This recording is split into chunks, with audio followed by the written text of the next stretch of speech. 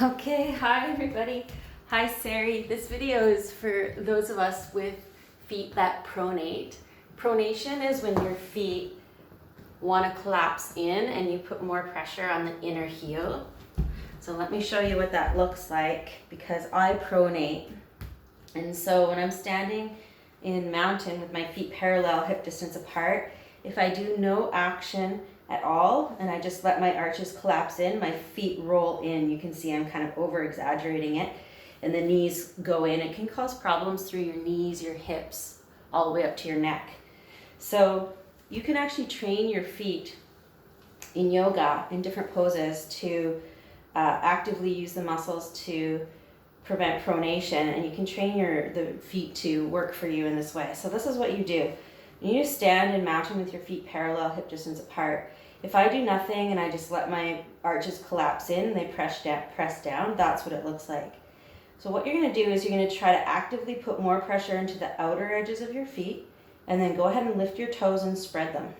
Now I want you to watch what happens when I lift my toes and I spread my toes. Notice how the arch lifts up when I activate there. You see it lifts up right here, and it lifts actually not just in the arch, but it lifts this whole inner leg. So it pulls this whole inner part from the ankle up to the inner knee, up to the hip, all up, which is what we're looking for when we pronate.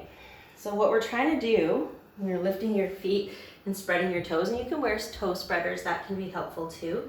But really more than that, what you're looking for when you lift your toes and spread them is to see how the arch lifts when you do that, and then try to put the toes down without letting the arch collapse in. So try that again. Lift the toes, spread the toes out. Notice the arch that's lifting here. And that's as much of an arch as I'm going to get because I have really flat feet, but that's okay. That's helpful. And then you're slowly going to put the toes down. I usually start with the pinky side and then slowly release all the toes down and try to maintain an action using your musculature of keeping that arch lifted. Now, it doesn't mean that you're grabbing your toes and curling your toes in.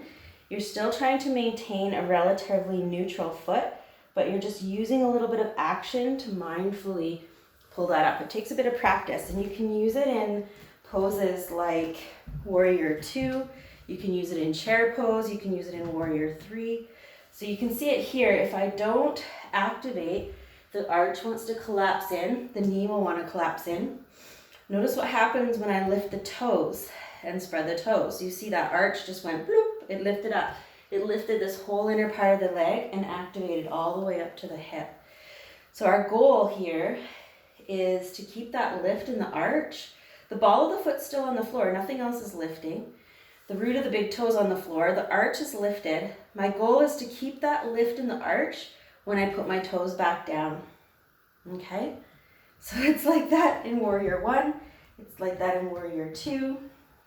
And it may even be like that for you in chair, where when you sit down into chair, the tendency is to want to kind of let the arches collapse. But what I want you to do is lift the toes, see the lift on the inner arch, feel the knees are aligned over the ankles, and then slowly start to put the toes down and keep that mindfulness in the arch. I hope that's helpful. And if you have any questions, let me know. Okay? Happy anti-pronating.